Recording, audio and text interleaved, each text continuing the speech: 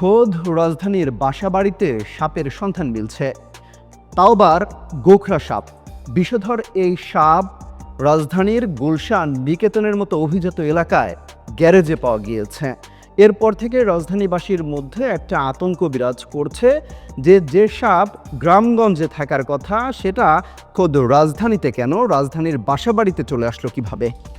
শুধু গুলশান নিকেতনেই নয়, বনশ্রীতে এই 1 মাসের ব্যবধানে 2 বার গোখরা সাপ উদ্ধার করা হয়েছে।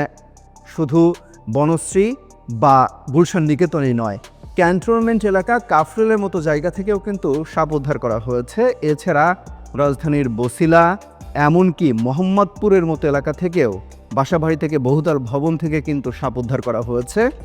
এরপর থেকে গণমাধ্যম এবং সামাজিক যোগাযোগ মাধ্যমে এই খবর ছড়িয়ে পড়ার পর থেকে রাজধানীবাসীর মধ্যে এক প্রকার একটা আতঙ্ক বিরাজ করছে যে এই সাপ কিভাবে চলে আসলো। আমাদের একটা ধারণা রয়েছে যে গ্রামগঞ্জে এই ধরনের বিষধর সাপ বেশি মেলে, কারণ সেখানে ইঁদুর থেকে শুরু করে তাদের খাবারের ব্যাঙ থেকে শুরু করে সব কিছু রয়েছে। এই জন্য সাপের উৎপাত বেশি গ্রামে থাকার কথা।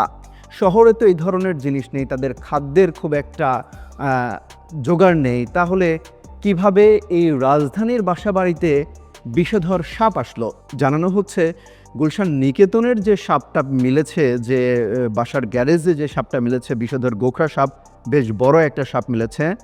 সেই সাপটা সাধারণত গুলশান যে লেক রয়েছে নিকেতনের পাশ দিয়ে, এরপরে সেখান থেকে চলে আসতে পারে বলে একটা ধারণা করা হচ্ছে বা একটা শঙ্কা করা হচ্ছে। এমনকি শুধু রাজধানী নয়, রাজধানীর আশপাশে দোহার এবং কেরানীগঞ্জ, বেরুলিয়া এসব এলাকাতেও কিন্তু এখন সাপ হরহামেশাই মিলছে, বা বিশেষ করে বাসা বাড়িতে এসব সাপ মিলছে। অর্থাৎ রাজধানীবাসীর মধ্যে এক প্রকার আতঙ্ক রয়েছে, তাহলে কি ঢাকার শহরের ম্যাক্সিমাম জায়গায় সাপ ছড়িয়ে পড়লো কি না? বিষয়টা এরকম না। আমরা যতদূর কথা বলে জানতে পেরেছি, শুনতে পেরেছি, সেটা হচ্ছে যেসব এলাকায় একটু গাছগাছালি বেশি রয়েছে, যেসব এলাকায় একটু নালা ডোবা টাইপের রয়েছে, যেসব এলাকার মধ্যে, সেখান থেকে সাধারণত এই সাপগুলো বাসাবাড়ি পর্যন্ত খাদ্যের সন্ধানে চলে যেতে পারে, এরকমই কিন্তু জানা হচ্ছে। অর্থাৎ খুব বেশি যে একটা আতঙ্ক ছড়ানোর বিষয় সেটাও কিন্তু না।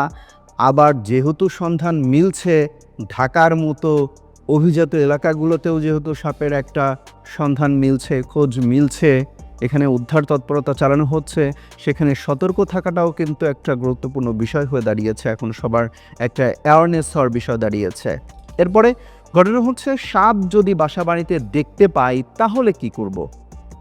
যদি ঢাকার কোনো বাসায় আপনি সাপ দেখতে পান তাহলে কি করবেন? সাধারণত গুলশান নিকেতনের যে ঘটনাটা ঘটেছে, যেখানে যে সাপটা পাওয়া গিয়েছে বা খোঁজ মিলেছে, সেটার ক্ষেত্রে হয়েছে কি, গ্যারেজের যে দারোয়ান ছিলেন, তিনি কেয়ারটেকার ছিলেন, তিনি প্রথমে এটা দেখতে পান বা অনুমান করতে পারেন যে এখানে কিছু একটা রয়েছে। পরবর্তীতে বাসার মালিককে জানানো হয় যে আমার গ্যারেজের মধ্যে সাপ রয়েছে, এখন কি করা যায়। তিনি দেখার পরে, জানার পরে 999 ফোন দেওয়া হয়। সেখান থেকে কিন্তু এই জরুরি সেবার মাধ্যমে কিন্তু বাংলাদেশ অ্যানিম্যাল ওয়েলফেয়ার অ্যাসোসিয়েশনের সদস্যদের খবর দেওয়া হয়। তারা এসে কিন্তু এই সাপ উদ্ধার করেন। পরবর্তীতে একটা উন্মুক্ত জায়গায় কিন্তু সেটা অবমুক্ত করা হয়েছে, আমরা যতদূর জানতে পেরেছি। অর্থাৎ সাপ যদি ঢাকার বাসাবাড়িতে পাওয়া যায় বা খোঁজ পান বা দেখতে পান, যা মনে হয়, তাহলে নিজেরা না মারতে গিয়ে বা নিজেরা উদ্ধার তৎপরতা না চালাতে গিয়ে যদি জরুরি সেবায় ফোন দেওয়া হয়, তাহলে তারাই এই জিনিসগুলো ব্যবস্থা করে দিতে পারবেন এবং তারা উদ্ধার করে কিন্তু নিয়ে যাবেন।